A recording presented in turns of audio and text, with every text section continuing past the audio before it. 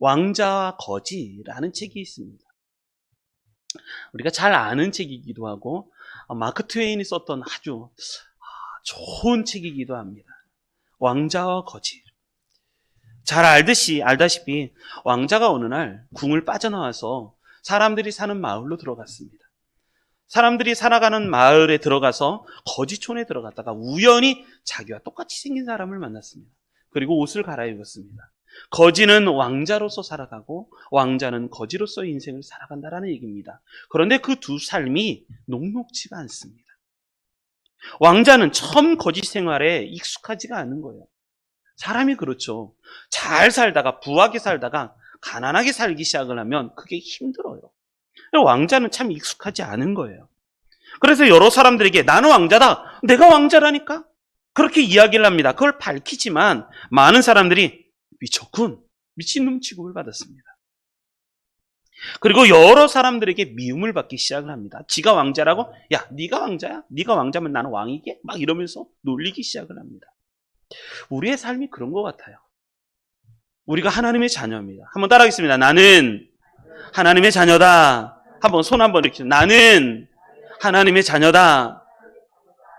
내가 하나님의 자녀다라고 세상에 이야기를 하면요, 세상 사람들이 제정신이 아니군 이렇게 얘기를 합니다. 근데 왕자는 거기에 또 왜? 왕자인데. 내가 왕자인데. 왕자라고 말하는 게 당연한 거잖아요. 근데 세상 사람들은 그걸 못 받아들이는 거죠. 거지도 왕자 생활에 익숙해지기 시작을 합니다. 나라의 일을 조금씩 해나가지만 역시 거지 역시 똑같은 말을 합니다. 아니, 나는 거지에 불과합니다. 거지에 불과합니다. 라고 말을 합니다. 그랬더니 사람들이 왕자님이 미쳤다. 라고 말을 하기 시작합니다. 왕자님이 미친 거다. 그래서 왕자님을 더 잘 모시자. 이렇게 얘기를 하기 시작을 합니다. 여기까지는 잘 압니다. 이야기가 여기까지는 잘 압니다. 그 다음 이야기가 중요합니다. 왕자가 이렇게 거짓 소굴에 살던 도중에 왕자의 아버지였던 왕이 위독해지기 시작을 합니다. 왕이 위독해집니다. 그래서 왕자를 침소에 불려다 놓고 유언을 남깁니다. 이 나라를 너에게 맡긴다. 라고 유언을 남깁니다. 거지는 얼떨결에 왕자가 되었다가 이제 한 나라를 다스리는 왕이 되기 시작을 합니다. 하지만 왕자, 거지 소굴에서 살고 있었던 왕자는 아버지의 죽음을 모릅니다. 거지 소굴에 있다가 한 사람의 도움으로 거지 소굴을 빠져나오기 시작을 합니다. 그런데 이 사람의 도움이 왕자로 모셔서 하는 게 아니라 미친 사람 내가 좀 도와야지. 그렇게 해서 돕다가 빠져나오게 된 것이었습니다. 그러다가 이 거지에게, 이 왕자 역할을 하고 있는 거지에게 어려움이 닥쳤습니다. 그건 뭐냐면 옥새를 어디에 뒀는지 모른다는 겁니다. 이 마크 트웨인의 왕자와 거지 이야기는 그렇게 진행이 됩니다. 분명히 왕이 왕자에게 옥새를 주었는데 거지는 왕자가 아니잖아요. 옥새를 자기가 받은 일이 없어요. 그리고 왕자가 옥새를 잘 숨겨두었는데 그 옥새가 어디 있는지 모른다는 거예요. 난리가 났습니다. 분명히 내가 왕자 역할을 하는데 아버지가 나한테 옥새를 맡기셨다고 하는데 나는 어디 둔지, 왜? 내가 왕자가 아니니까. 그래서 난감해지기 시작을 합니다. 그러다가 왕자와 거지가 만났습니다. 그래서 왕자가 옥새의 위치를 말하고, 그리고 왕자가 아닌 왕으로서의 복귀가 시작이 됩니다. 그러면서 이야기가 맞춰지고 있는 거죠. 이 이야기는 많은 것을 이야기하고 있습니다. 그리스도인이 이 땅을 살아갈 때 어떻게 살아가야 될 것인가? 나는 왕자로서 살아가고 있는가? 아니면 거지로서 살아가고 있는가? 이것이 굉장히 중요합니다. 문제는 왕자로서 내가 살아간다라고 얘기를 해요. 그리스도인들도 나는 왕자다 살아갑니다. 그런데 왕자로서 살아간다는 게 중요한 게 아니라 이 이야기의 핵심은 그거예요. 왕과 왕자와의 관계가 중요하다는 거예요. 왕이 옥새를 왕자에게 맡겼어요. 그런데 옥새가 어디 있는지 몰라요. 그러면 거지지만 왕자의 옷을 입고 있다고 해서 그 사람이 왕자가 되는 게 아니라는 거예요. 아버지와 아들과의 관계, 이게 확립이 될 때 왕자가 왕자의 노릇을 할 수 있고, 그리고 옥새의 비밀도 갖고 알 수 있고, 그렇게 되는 거예요. 여러분, 여러분 주의하시기 바랍니다. 교회에 나온다고 내가 다 하나님의 자녀가 되는 게 아니라는 거예요. 나와 하나님과의 관계가 아버지와 아들과의 관계로 성립하지 않는다면, 또 하나 아버지의 그 은밀한 일들이 내 안에, 아들로서 내 안에 이루어지지 않는다면 나는 왕자로서 살아가는 게 아니에요. 왕자는 내가 큰 소리 친다고 나는 왕자야! 그렇게 되는 게 아니라 나와 아버지와의 관계와 또 아버지의 뜻이 내 안에 이루어지는 것, 그게 될 때 우리가 진정한 왕자로서 살아가게 되어 있습니다. 그런데 문제는 그거예요. 왕자는 왕자인데 거지처럼 살아가는 왕자, 이런 사람이 있을 수가 있어요. 어떤 전쟁고아가 있었습니다. 그런데 이 전쟁고아가 부유한 집의 양자로 들어갔습니다. 예전에는 허기진 배를 막 배고파 그랬었는데, 어디서 잘지 고민했었는데, 이제는 멋진 옷을 입고, 그리고 맛있는 음식을 먹고, 그리고 고급장, 꿈에도 보지 못했던 고급 장난감을 갖고 열심히 꿈 같은 나날을 살기 시작합니다. 그런데 이 전쟁고아 마음속에 불안이 찾아오기 시작을 합니다. 예전에는 냄새나고 지저분한 거리에 아무 데서나 먹고 아무 데서나 자던 그때가 그리워지기 시작을 합니다. 그래서 깨끗하고 화려한 침대를 빠져나와서 어디서 잠을 자냐면 마구간에서 잠을 잡니다. 지저분한 환경과 악취가 오히려 익숙해지기 시작했다는 거예요. 여러분, 나는 하나님의 자녀다. 한번 따라하겠습니다. 나는 하나님의 자녀다. 그런데 내가 이 영적인 신분, 나는 하나님, 여러분, 어려운 일을 만나거나 힘든 일을 만나거나 얼굴이 못생겼거나 키가 작거나 뚱뚱해도 우리 아들이 자꾸 저보고 아빠 이것 좀 어떻게 그래요. 아무리 그래도 여러분, 나는 하나님의 자녀다. 똑똑하지 못하고 돈이 없고 능력이 없어도 여러분 절대 잊어버리지 마십시오. 나는 하나님의 자녀다. 여러분, 거기서부터 시작을 하는 거예요. 거기서부터 시작되면 자신감이 넘치기 시작해요. 거기서부터 시작하면 어려움을 만나도 이길 수 있습니다. 왜? 우리 아버지가 부자인데, 우리 아버지가 능력이 있으신 분인데, 아버지가 나를 사랑하시는데, 그렇게 해서 이렇게 얘기하는 거예요. 하나님을 전지 모르는 것이 없으시고 전능 못하는 것이 없으신 분이 나를 사랑하신다는 거예요. 그분이. 그런데 내가 주눅들 일이 뭐가 있어요? 이 땅을 살아갈 때 내가 주눅들 일이 뭐가 있어요? 그런데 나는 살아갈 때 거지처럼 살아가는 거예요. 우리 아버지가 거지처럼 여기고, 그래서 인생을 내가 주눅들어서 살아가는 거예요.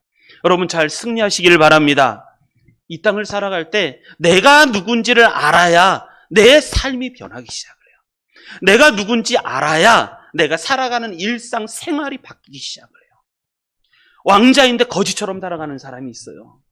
거지처럼 살아가는 것이 편해요. 옛날에 내가 예수님을 영접하지 않았을 때 거지처럼 살아가고 내 마음대로 살아가고 죄를 지어도 그게 나쁘지 않고 그렇게 살아갈 때가 있었어요. 그런데 내가 예수를 믿고 하나님의 자녀가 되었음에도 불구하고 다시 그 거지 생활을 다시 돌아가려고 하는 거예요. 그러지 말라라는 것입니다.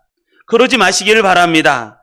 하나님, 우리는 하나님의 자녀다. 절대 잊지 마시길 바랍니다.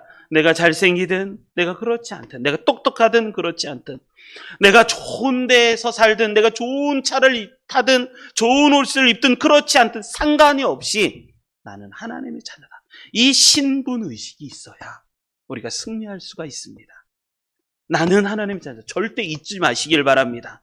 그래서 잘 승리하셨으면 좋겠습니다. 그래서 성경은 이렇게 얘기합니다. 우리 베드로전서 2장 9절로 10절. 저는 이 말씀을, 성경의 말씀, 이게 그거잖아요. 예수를 영접하는 사람마다, 누구든 영접하는 자, 그 이름을 믿는 자들에게는 하나님의 자녀가 되는 권세를 주셨어요. 그런데 이 말씀을 읽을 때마다 힘이 나고 막 그래요. 그래요. 자, 베드로전서 2장 9절, 10절 같이 읽겠습니다. 먼저 9절부터 읽겠습니다. 시작. 그러나 너희는 택하신 족속이요, 왕 같은 제사장들이요, 거룩한 나라요, 그의 소유된 백성이니 이는 너희를 어두운 데서 불러내어 그의 기이한 빛에 들어가게 하신 이의 아름다운 덕을 선포하게 하려 하심이라. 아멘. 뭐라고 읽는? 너희는 택하신 족속이라. 하나님이 나를 택하셨다는 거예요. 여러분, 우리는 하찮은 존재가 아니에요. 하나님이 천지를 창조하신 하나님, 그분께서 모든 인간의 생사화복을 주관하시고 모든 인간들을 모든 날에 심판하실 그분께서 나를 택해 주셨다는 거예요. 여러분, 이 세상에 하나님의 심판이 없으면 이 세상은 불공평해집니다. 힘 있는 놈이, 또 권력 있는 놈이, 돈 있는 놈이 사람들을 괴롭히고 어려움을 주고 막 학대를 하고 수십만 수백만을 죽여도 그것이 괜찮은 세계라고 하면 세상은 불공평해지는 거예요. 하나님이 계셔서 모든 것을 옳고 그름 가운데 모든 것을 심판하실 때 그때 그것이 공평해지는 거예요. 그래서 하나님은 반드시 있어야 됩니다. 하나님은 반드시 심판하셔야 돼요. 그렇지 않으면 모든 세상이 불공평해지죠. 내 마음대로 살다가 내가 막 누구를 학대하고 누군가를 죽이기도 하다가 그러다가 뭐 안 들켜갖고 그냥 잘 살다가 인생 마감해서 그게 뭐 공평한 건가요? 그러나 성경은 얘기하죠. 죽음 이후에는 반드시 심판이 있다. 그래서 우리는 바로 살아야 돼요. 바로 살아요.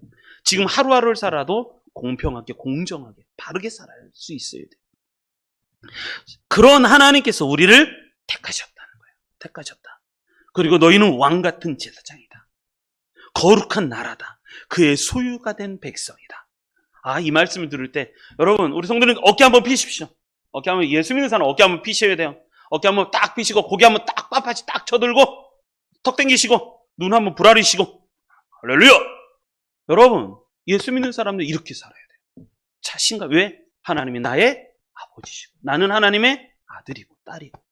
그러니까 세상에 주눅들지 마십시오. 우리 아버지가 능력이 있으시고 우리 아버지가 나를 사랑하시고. 그래서 얘기하는 거죠. 너희는 택하신 족속이요 왕같은 제사장들이여 거룩한 나라여 그의 소유된 백성이니 이는 너희를 어두운 데서 불러내어 그의 기이한 빛에 들어가게 하신 이의 아름다운 덕을 선포하게 하려 하심이라. 10절 읽겠습니다. 시작. 너희가 전에는 백성이 아니더니 이제는 하나님의 백성이요 전에는 긍휼을 얻지 못하였더니 이제는 긍휼을 얻은 자니라. 아멘. 이게 복음이라는 거예요. 예전에는 하나님의 백성이 아니었어요. 그런데 이제는 하나님의 백성이요. 예전에는 긍휼을 얻지 못하였는데 이제는 긍휼을 얻은 자다라는 거죠. 긍휼이라는 것은 사랑보다 더 큰 사랑을 얘기하는 게 긍휼이잖아요. 그냥 사랑한다라는 것보다도 더 큰 사랑을 얘기하는 게 긍휼이잖아요. 하나님이 나를 긍휼히 여기신다는 거예요. 여러분, 우리는 이와 같은 사람들입니다. 제가 이 에베소서 말씀을 묵상하면서 에베소서는 지금 어디서 쓴 것이냐면 로마 감옥에서 쓰여졌어요. 그러니까 화려한 궁전에서 아름다운 서재에서 그렇게 편지를 쓴 게 아니라 로마 감옥에서 언제 죽을 줄 모르는 상황 속에서 사도 바울이 편지를 씁니다. 그런데 사도 바울의 이 편지의 내용이 굉장히 힘이 있어요. 언제 죽을지 그게 문제가 아니었어요. 사도 바울에게는 자기의 신분의식을 회복하고 신분의식이 있어서 감옥에 있는 게 중요한 게 아니라 나는 하나님의 사람이다. 이게 훨씬 더 중요했어요. 그래서 자신감 있게 쓰는 거예요. 자신감이. 그래서 사도 바울의 편지를 이렇게 에베소서를 읽다 보면 자신감이 넘쳐나요. 언제 죽을지 모르는, 와 두려워, 난 언제 죽을지 몰라. 그게 아니라 어깨 탁 펴고 나는 언제 죽을지 모르지만 자신감 있게, 감옥에서 언제 나올지도 모르겠지만 그 침침한 어두운 감옥에서 하나님께 이 에베소 성도들에게 편지를 씁니다. 편지 쓰면서 너희들도 이겨라. 하나님이 우리 아버지시다. 그러면서 쓴 게 이 에베소서입니다. 그래서 우리도 자신감 넘치시는 우리 성도님들이 되시기를 바랍니다. 자, 어떻게 해야지 이렇게 어려움을 이기고 자신감이 넘치고 승리하는 인생을 살아갈까? 3가지를 말씀드리겠습니다. 이게 신분의식, 그리스도의 신분의식을 회복하는 거예요. 자, 첫 번째 말씀 1절 같이 읽겠습니다. 시작. 하나님의 뜻으로 말미암아 그리스도 예수의 사도된 바울은 에베소에 있는 성도들과 그리스도 예수 안에 있는 신실한 자들에게 편지하노니 아멘. 어떻게 하면 자신감이 넘치고 어떻게 하면 어려움을 이기는 승리하는 삶을 살아갈 수 있을까? 첫 번째가 이거예요. 왜 사는지를 알아야 돼요. 어려움을 이기고 자신감이 넘치는 삶을 살려면 어떻게 될 것인가? 첫 번째가 왜 사는지 알아야 돼요. 인간이 사는데, 인생을 살아가는데 가장 중요한 거 의미라는 거예요. 의미. 내가 그걸 왜 하느냐라는 거예요. 인생을 살아갈 때도 내가 왜 살아가는가? 그걸 알아야 돼요. 만약에 왜 사는지, 나를 향하신 하나님의 뜻이 무엇인지 모르면요, 우리는 그냥 살아가요. 그렇게 그냥 살아가는 시간을 뭐라 그러냐면 크로노스라고 얘기해요. 크로노스. 그냥 헬라어로 크로노스, 시간이죠. 그냥 1살, 2살, 3살, 또 올해 새해가 됐으니까 또 1살 먹어가는, 이렇게 살아가는 시간. 이걸 그냥 크로노스라고 해요. 크로노스. 그런데 하나님이 나에게 향하신 뜻을 내가 알고 그 뜻을 이루고 왜 사는지를 알고 살아가는 시간을 카이로스라고 하죠. 카이로스. 의미 있는 시간이다. 여러분, 그런데 천국에 가면요, 천국에 가서 하나님 앞에 딱 심판을 받을 때 이 카이로스의, 그러니까 크로노스의 시간은 하나님하고 관계가 없어요. 내가 돈을 벌고 내가 뭐 운동을 하고 내가 세상에서 취미를 갖고 내가 살아가는 거, 그건 하나님하고 계산이 되지 않아요. 뭐만 계산이 되면 카이로스의 시간, 내가 왜 사는지 의미를 갖고, 그리고 하나님의 뜻을 이루는 시간, 내가 살아가는데 가치가 있다, 그런 시간만 하나님과 계산이 돼요. 여러분, 그게 축복의 시간이 돼요. 축복의 시간. 내가 왜 사는지, 나를 향하신 하나님의 뜻이 무엇인지 모르면 그냥 살아가는 시간, 그냥 의미가 없죠. 그래 물어보는 거예요. 여러분, 왜 사십니까? 왜 사십니까? 이렇게 물어보면 의미가 잘 모르겠어요. 그래서 끊임없이 이걸 놓고 기도하셔야 돼요. 내가 직장을 다니면 왜? 내가 공부를 하면 왜? 그래서 왜 사는가에 대한 질문은 인생의 질문 중, 인생을 살아가는 질문 중에서 가장 중요한 질문. 사도 바울은 감옥에 갇혔어요. 감옥에 갇혔는데 사도 바울의 에베소서 이 편지를 쓰면서 가장 먼저 쓰는 게 이 부분이었었어요. 이 부분 1절에 뭐라고 얘기하냐면 이렇게 얘기합니다. 하나님의 뜻으로 말미암아 그리스도 예수의 사도된 바울은, 이렇게 씁니다. 하나님의 뜻으로 말미암았다는 거예요. 그래서 내가 예수 그리스도의 사도가 되었다 라는 말을 쓰는 거예요. 여러분, 이것 때문에 감옥에 가도 웃을 수 있고 어려움을 만나도 행복해할 수 있는 거예요. 우리는요, 의미, 가치를 발견하지 못하면 이래요. 어려움을 만나잖아요. 그럼 굉장히 힘들어요. 또 어려움을, 어떤 힘든 일을 만나면 굉장히 괴로워해요.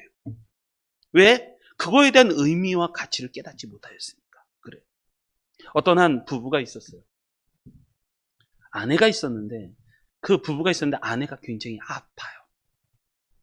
남편이 예수님을 참 잘 믿는 사람이었어요. 아내가 아파요.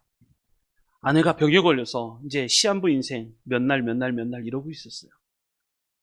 그러다가 아예 남편이 굉장히 기도도 많이 하고 교회도 기도도 많이 하고 그래서 나아주기를 기도했지만 한 어느 정도 있다가 아내가 죽었어요. 교회에 있는 모든 성도님들과 주변에 있는 많은 사람들이 그 아내가 죽은 그 남편이 이제 하나님 떠날 거다 이런 생각을 갖고 있었어요. 왜? 힘드니까. 왜? 괴로우니까. 그런데 어느 날 이 남편이 교회에서 신앙생활을 하는데 더 예전보다 밝고 더 힘있게 신앙생활을 하는 거예요. 모든 사람들은 걱정을 했어요. 저 사람이 이 괴로움을 어떻게 이겨나갈 수 있을까? 그러고 나서 시간이 좀 흘렀어요. 그리고 이제 막 물어보지 못하잖아요. 그래서 이제 나중에 물어봤어요. 어떻게 그렇게 예전보다 더 밝게, 어떻게 예전보다 더 힘있게 이렇게 살 수 있습니까? 라고 물어봤더니 이 집사님이 하시는 얘기가 그거예요. 내가 나 아내를 위해서, 내 사랑하는 아내를 위해서 기도하다가 문득 이게 깨달아졌다는 거예요. 우리 하나님은 선하시다 라는 게 깨달아졌다. 하나님이 선하시다. 그 사랑, 그 선하신 하나님께서 나를 사랑할 뿐만 아니라 우리 아내도 사랑한다는 거예요. 나도 사랑하고 우리 아내도 사랑한다. 그래서 선하신 하나님께서 반드시, 비록 지금은 아프지만 그 선하신 하나님께서 우리 아내를, 내 사랑하는 아내를 반드시 좋은 길, 선한 길로 인도해 주실 거다라는 믿음이 들어오기 시작했어요. 그리고 나서 이 어려움을 이기게 되었다는 거예요. 여러분, 잊지 마십시오. 내가 인생을 살아가다가 여러분 돈이 없어서 힘든 게 아니에요. 내가 건강 문제 때문에 힘든 게 아니라 내가 왜 사는지 모르면 힘든 거예요. 그러니까 어려움이 오면 작은 것 하나에도 넘어지고 쓰러지고 그리고 자빠지고 다시 일어날 수 있는 힘이 없고 그런 거예요. 내가 왜 사는지를 알아야 돼요. 사도 바울은 그래요. 내가 왜 사는지를 정확하게 먼저 설명해요. 나는 하나님의 뜻으로 말미암았다. 내가 사도가 된 것은, 내가 예수 그리스도의 사도가 된 것, 내가 지금 하나님께서 보내셔서 지금 감옥에 온 것도 여기에는 하나님의 뜻이 있다는 거예요. 하나님의 뜻이 있다. 이걸 깨달을 때 우리는 승리할 수가 있습니다. 여러분, 세상의 모든 것은 다 뜻이 있고 의미가 있습니다. 여기는 이 컵이요, 컵. 이 컵. 이게 그냥 있겠어요? 이건 뚜껑이에요, 뚜껑. 뚜껑은 컵을 닫으라는 뚜껑이에요. 먼지 들어가지 말라는 거죠. 여기에도 의미가 있어요. 하찮은 컵조차도 이것조차 이게 얼마나 하겠어요. 그런데 여기에도 의미가 있어요. 의미가. 세상에 의미 없는 게 어디 있겠어요. 리모컨에도 의미가 있어요. 마이크에도 의미가 있어요. 하물며 하나님의 형상을 따라 지음받은 우리야 어떤 의미가 없겠어요? 살아가면서 우리 하나님은 우리를 결코 내버려 두신 적이 없고 모른 채 하신 적이 없고 우리가 어떻게 살아가는지 지금도 두 눈을 크게 뜨시고 지금도 졸지도 않고 주무시지도 않고 나를 살펴보시는 우리 주님께서 나를 보고 계신데 내가 그냥 의미 없이 살아가는 시간이 있겠어요? 아니요, 그렇지 않아요. 여러분, 인생의 승리는 분명히 그래요. 뭐에 따라 달렸냐면 의미에 따라죠. 내가 왜 하는가? 무엇을 하는가 보다 훨씬 더 중요한 것은 왜 하는가예요. 왜 하는가? 이 땅에 살면서 갖게 되는 가장 큰 거, 그건 뭐냐면 무엇을 하는가? 그것보다 왜 하는가가 중요해요. 이엠 바운즈, 저도 이엠 바운즈 책이 많지만 이엠 바운즈 기도의 사도라고 했어요. 기도의 사도. 이엠 바운즈가 이런 이야기를 합니다. 하나님께서 3명의 천사에게 사명을 주셔서 이 땅에 보내셨어요. 한 천사에게는 어떤 사명을 줬냐면 제국을 다스리는 왕이 되는 사명을 주었어요. 제국을 다스리는 왕이 되는 사명. 또 다른 천사에게는 굉장히 기업을 잘 운영하는 경영을 잘하는 사장의 사명을 주었어요. 그래서 이 땅에 보냈어요. 마지막 천사에게는 뭐를 주냐면 변바가지를 줬어요. 옛날에 똥 푸는 바가지 있잖아요. 똥 푸는 바가지. 지금은 다 화장실 문화가 좋아서 저도 이제 퍼세식 화장실에 살았었는데 그래서 변바가지를 주고 똥 푸는 일을 시켰어요. 천사에게. 한 천사에게는 왕이, 한 천사에게는 굉장히 경영을 잘하는 사장으로, 어떤 한 천사에게는 변바가지를 들고 이 땅에 날아왔어요. 그런데 이 천사들이 이 말에, 이엠 바운즈 이 목사님의 마지막 말에는 이런 얘기가 있어요. 이들이 이 땅을 살아가게 되면서 내가 하는 그 일들에 대해서 어떤 가치를 느끼고 있을까? 라는 것이 이 목사님의 질문이었어요. 이 천사들은요, 중요하지 않아요. 무엇을 하는가가 별로 중요하지 않아요.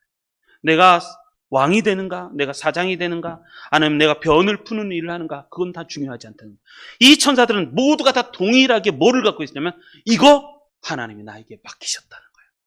이거 하나님이 나에게 맡기셨다. 이 의식으로 살아가는 거예요. 이 의식으로. 이걸 뭐라고 그러냐면 한마디로 말해서 사명이다라고 말해요. 사명. 달란트 비유도 있죠. 한 사람에게는 5달란트를, 한 사람에게는 2달란트를, 한 사람이 1달란트를 주었어요. 그런데 1달란트 받은 사람이 땅에 파묻어 두고 아무것도 안 한 거예요. 왜? 주인의 생각, 주인의 마음을 이해하고 싶지 않아서요. 여러분, 인생의 문제는요, 의미의 문제예요.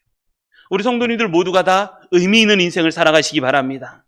그래서 하늘나라에 갔을 때 하나님의 마지막 심판하실 때 칭찬받으시기 바랍니다.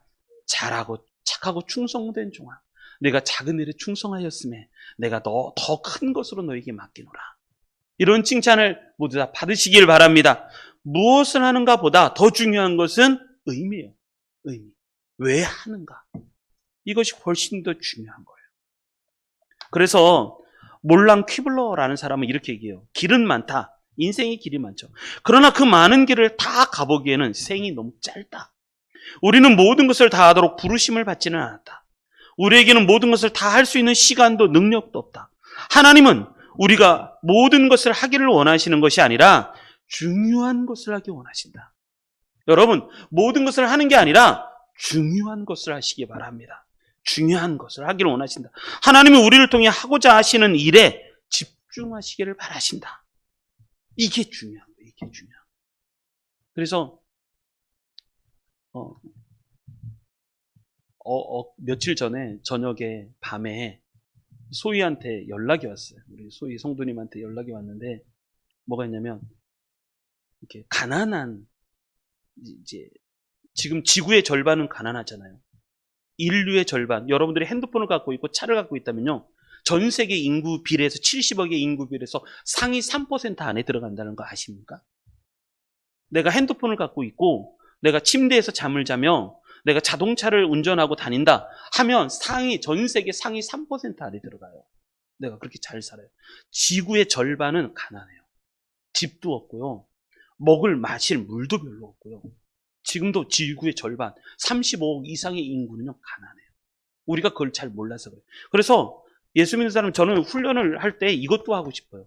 봉사단체에 가서 뭐 컴패션이라든지 월드미션이라든지 월드비전이라든지 이런 곳에 가서 좀 한 달 동안이라도 가서 봉사를 하고 와야 돼요. 그럴 때 내가 살아가고 있는 거 이것이 참 감사하다. 이걸 깨닫게 되는 거예요. 왜? 지구의 절반은 아직도 가난해요. 헐벗고 있는 사람들 아프리카 가서 한번 봐야 돼요. 내가 지금 얼마나 내가 감사할 게 많은가. 뭐가 없어서 불만이라고요? 뭐가 없어서 부족하다고요? 아니요. 받은 것이 훨씬 더 많아요. 그래서 저희가 이렇게 카톡하면서 이렇게 어린아이들의 이 살아가는 영상을 보고 눈물이 나더라고요. 이 아이들을 어떻게 하면 도울까? 그 문자를 보내왔어요. 그 마음 잊지 마라. 나중에 우리 교회가 이제 큰 그룹으로 소그룹도 생기고 큰 그룹도 생기고 할 때 혼자 하는 것은 짧게 하지만 여럿이 하면 오래 멀리 크게 잘할 수 있다. 그때 같이 하자. 그 마음을 잊지 마라. 여러분, 제가 가르쳤던 제자 중에 하나가 지금 벌써 35, 37 정도 된 것 같아요. 어느 날 대학교 졸업하자마자 선교를 가겠다는 거예요. 카메룬으로. 어느 날 영상을 보다가 카메룬에 있는 아이들을 보면서 그 안에 슬픔이 밀려왔어요. 거기 가야 되겠다. 이게 하나님의 뜻이라는 거예요. 한 번은 저한테 이렇게 먼저 묻는 거예요. CC 출신이었는데 이렇게 물어보는 거예요. 목사님, 왜? 그랬더니 청년이 하는 얘기가, 가난한 집의 아이를 내가 영상을 보다가 문득 마음에 이런 마음이 들었다는 거예요. 그 아이들을 딱 보면서 하는 얘기가 뭐냐면, 참 다행이다. 나는 저렇게 살지 않아서 다행이다. 이런 생각이 들더라는 거예요. 그래서 저한테 물어보는 거예요. 목사님, 한만 봐도 든 마음이 이게 옳은 것 같지 않다는 거예요. 나는 저렇게 살지 않아서 참 다행이다. 이렇게 드는 생각이 옳은 것 같지 않다는 거예요. 이 생각을 어떻게 생각해야 돼요? 그래서 그 생각이 나쁜 생각이다 얘기해 줬죠. 오히려 그들을 사랑하고 친히 여기고 그들을 불쌍히 여기는 마음이 있어야지, 참 다행이다. 나는 저렇지 않아서 다행이다. 나는 저렇게 병들지 않아서 다행이고 저렇게 막 길거리에서 자지 않아서 다행이고, 이게 아니라 저들을 아끼고 불쌍히 여기고 저들을 사랑하고 저들 때문에 아파하는 마음이 있어야지 그 마음이 정상인 거다. 그리고 나서 얼마 있다가 카메룬으로 훌쩍 선교를 갔어요.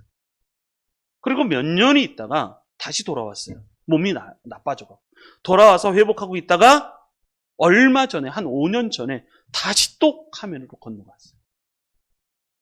몸이 아픈데 그 치료받고 다시 또 카메룬으로 가서 또 거기서 선교 사역을 한다는 거예요. 그 마음.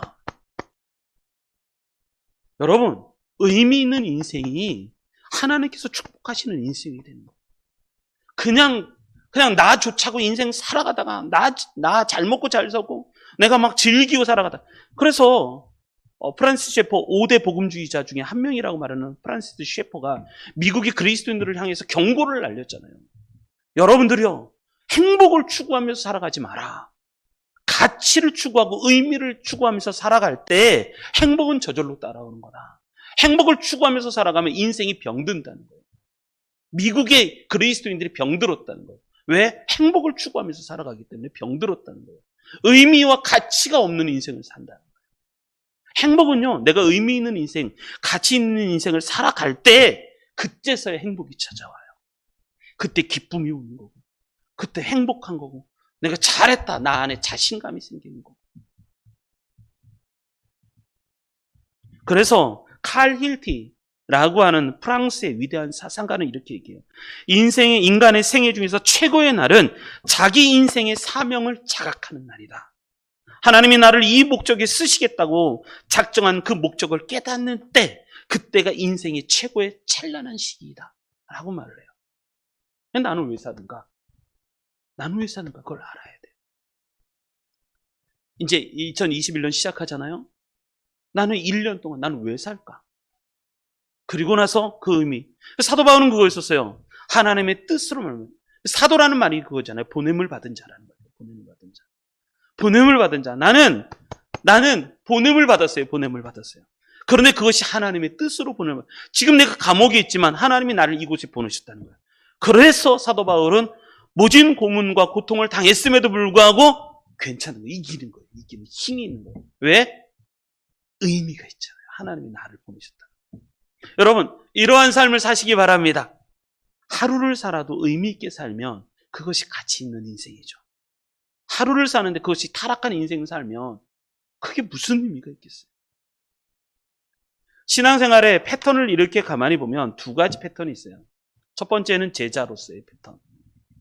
이거는 열심히 주님과 동행하는 거예요. 또 하나는 사도로서의 삶이에요. 사도로서의 삶. 하나님이 나를 보내신 삶이에요. 교회는요, 부르심을 받은 공동체인 동시에 세상으로 보냄받은 공동체예요.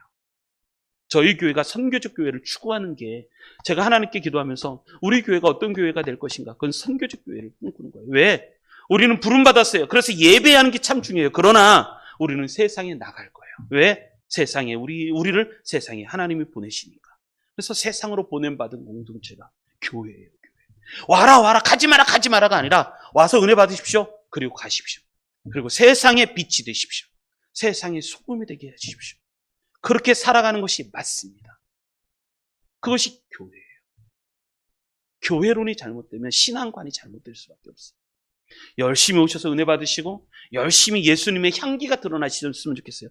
그런데 이제 그렇다면 세상으로 나가시기 바랍니다. 나가셔서 예수 그리스도의 향기를 세상으로 더 품어져 내리고 교회에서 뭐 한다 좋아요. 그러나 그것 이상의 삶을 사셔야 돼요. 교회는 세상에 보냄받은, 그래서 사도의 삶이 중요해요. 모든 예수 믿는 사람들은 사도가 있어요. 그래서 교회의 네 가지 특성이 뭐냐면 첫째가 보편성, 두 번째가 거룩성, 세 번째가 통일성. 이게 참 중요해요. 세 가지. 보편성, 거룩성, 통일성. 그러니까 어느 교회를 보더라도 그 교회는 하나님의, 주님의 교회예요. 하나님이 세우신 교회예요. 그러나 마지막 하나가 더 있어요. 이게 네 번째, 이게 가장 사도성이라는 게 사도성.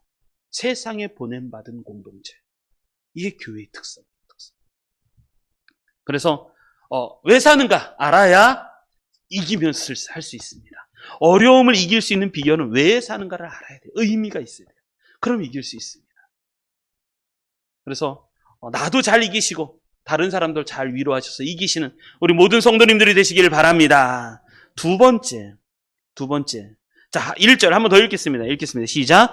하나님의 뜻으로 말미암아 그리스도 예수의 사도된 바울은 에베소에 있는 성도들과 그리스도 예수 안에 있는 신실한 자들에게 편지하노라. 아멘. 두 번째. 어떻게 하면 어려운 생활을 승리하면서 살아갈 수 있을까? 두 번째, 구별된 사람으로 살아야 돼요. 구별된 사람으로 살아야 승리할 수가 있습니다. 구별된 삶이라는 것은 오늘 사도 바울이 두 가지를 설명해요. 첫 번째가 뭐냐면 에베소에 있는 성도라고 말을 해요. 에베소에 있는 성도. 이 에베소라는 지역이 이게 쉬운 지역이 아니었어요. 아데미 여신이라고 해서 굉장히 큰 우상이 있었던, 그리고 경제적으로는 무역 도시였어요. 항구 도시여서 경제적으로 번창하는 도시였어요. 사람도 많고 막. 그런데 영적으로 보면 굉장히 타락한 도시가 에베소였어요. 에베소 지역이었어요. 제가 이렇게 시아병원 사거리에 오다가 시아병원 사거리에서 현수막을 하나 봤어요. 현수막을 딱 봤는데 현수막 내용이 뭐였냐면 점쳐드립니다. 이런 현수막이 붙었어요. 점쳐드린다는 거예요. 요즘 새해 들으니까 사주팔자, 운세를 점치잖아요. 점쳐드립니다 하는 현수막이 붙었어요. 지금 이 백옷은요, 백옷과 이 시흥 땅, 정왕동 땅은요, 영적으로 굉장히 혼돈한 땅이에요. 이단이, 하나님의 교회라는 이단이 득실득실거리고, 근데 특별히 백옷은 영적으로 무관심한 지역이에요. 무관심. 신앙, 하나님, 내가 왜 사는지 그런 거에 대해서 무관심해요. 그냥 행복한, 산책 되게 많이 해요. 저도 이렇게 땅 밟기도 하다 보면 산책 많이 하고, 자신의 건강과 행복, 이것을 위해서 살아가는 영적인 것은 무관심하고, 그것이 딱 이 백옷이에요. 에베소 지역이 그랬었어요. 에베소. 그런데 이 에베소 지역 우상이 많고 경제적으로 부유하고 그리고 헬라 철학과 세속진리, 세속된 논리와 수많은 궤변론자들, 우상 물품을 많이 팔아서 생계를 유지하는 사람들이 많은 곳이 에베소라는 땅이었는데 거기서 예수 믿는 사람들이 어떻게 살아야 되는가? 성도로서 살아야 돼요. 성도라는 것은 구별된 백성이죠. 거룩함. 여러분, 이 땅을 살아갈 때 거룩해지셔야 돼요. 내가 먼저 하나님 앞에 거룩해질 때 내 삶이 변하고 그래 내 삶도 변하게 돼 있어요. 거룩해질 수 있는 거죠. 사도 바울이 뭐라 하냐면 첫 번째가 성도라는 거예요. 에베소에 있는 성도. 그래서 구별된 사람. 이 거룩함이라는 건 구별됨이잖아요. 거룩하게 구별된 인생으로 살아가야 돼야 돼요. 그래야지 승리할 수가 있습니다. 또 하나가 뭐냐면 신실함이라는 거예요. 신실. 이 신실함이라는 얘기는 무슨 얘기냐면 믿을만하다는 거예요. 믿을만하다. 내가 구별된 사람으로 살아가면 내가 어떤 사람이 되냐면 믿을만한 사람이 돼요. 믿을만한 사람. 여러분 그러시길 바랍니다. 어떻게 가능한가? 그리스도 예수 안에 있을 때 그게 가능하다라고 설명하고 사도 바울이 뭐라냐면 에베소에 있는 성도들과 그리스도 예수 안에 있는 신실한 자들에게 편지하는 여러분 나는 세상에 살아요. 그런데 세상에 속하지 않았습니다. 한 번 더 하겠습니다. 나는 세상에 살지만 세상에 속하지 않았다. 이거 잊지 마십시오. 나는 세상에 살지만 세상에 속하지 않았습니다. 나는 세상에 살지만 하나님 나라에 속해 있어요. 그래서 내 안에 있는 빛이 어둡지 아니한지 살펴볼 수 있어야 돼요. 누가복음 11장에 보면 그 얘기가 나오는데 내 속에 있는 빛이 어둡지 아니한지를 보라는 거예요. 내 안에 있는 빛이 어두우면요. 내가 살아가는 인생이 어두워요. 그래서 내 안에 있는 빛이 밝게 하려면 거룩함을 추구해야 돼요. 구별된 인생을 살아야 되고 그리고 또 하나 그 삶을 밖으로 드러내죠. 그 사람이 거룩한 사람인지 어떻게 알아요? 신실하게 살아야 돼요. 신실하게. 그건 믿을만하게 살아야 돼요. 믿을만하게. 요즘 교회가 너무 공공성을 잃어버려서 참 믿을만하지 않게 돼버린 것이 이게 복음의 길을 막는 일이 돼버려서 참 가슴이 아픈데 우리는 바르게 살십시오. 우리 바르게 삽시다. 내가 먼저 바르게 삽시다. 내가 먼저 바르게 살아서 믿을만한 신실한 사람들 되시기 바랍니다. 그럴 때 우리가 승리할 수 있어요. 죄를 지으면요 자신감이 없어져요. 자꾸 움츠러들고 숨으려고 하고 죄는 어둠이에요. 어둠을 더 좋아하게 돼 있어요. 죄를 지으면. 근데 빛으로 살면 드러나기를 원하고 자신감이 넘치고 세상을 밝게 할 수 있어요. 그래서 여러분 신호등 잘 지키십시오. 신호등 잘 지키십시오. 아주 작은 것부터 승리하셔야 돼요.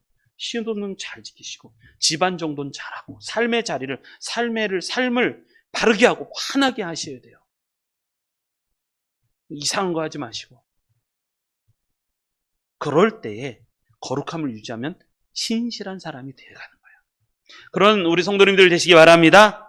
우리 마지막으로 하나만 더 살펴보겠습니다. 2절 같이 읽겠습니다. 2절 읽겠습니다. 시작.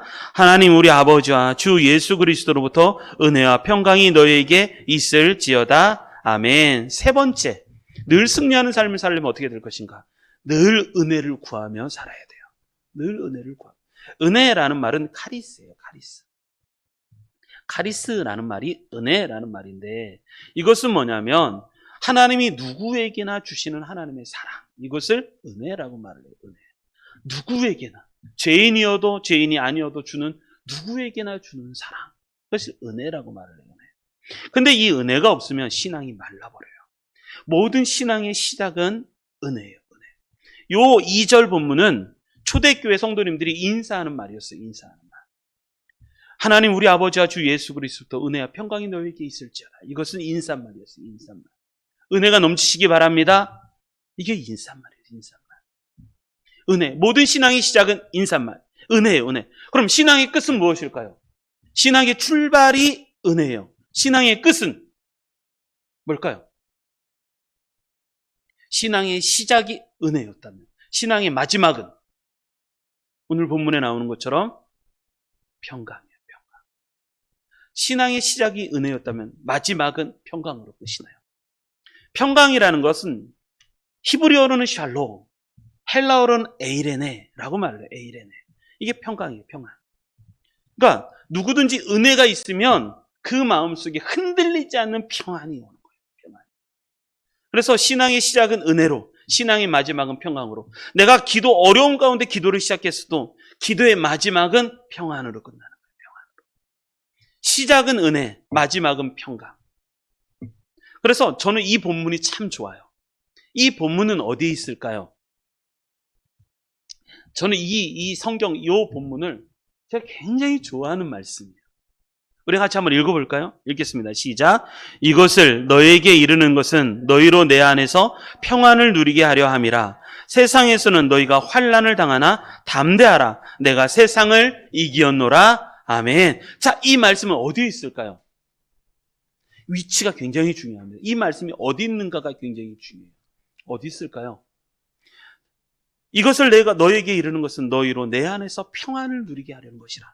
그러니까 예수님이 하시는 말씀은 뭐냐면 예수님이 하신 말씀은 내가 너에게 평안을 주기 원한다는 거예요. 평안을 주기 원한다. 그런데 세상에서 너희가 환난을 당하나 그러나 담대해라. 내가 세상을 이기노라. 자, 이 말씀은 어디에 있을까? 이게 위치가 굉장히 중요해요. 자, 그래서 제가 그냥 말씀드릴게요. 이 말씀은 예수님이 겟세마네 동산에서 잡히기 전날 밤에 마지막 유언의 말씀을 쫙 하세요. 이 말씀이 어디냐면 요한복음 16장 33절 말씀인데, 마지막 유언의 말씀을 13장, 14장, 15장을 통해서 말씀을 쫙 하시고 맨 마지막 16장 말씀까지 끝내시고 17장인 중보기도가 이루어지는데 16장 맨 마지막에 그 마지막 말씀이 이 말씀이에요.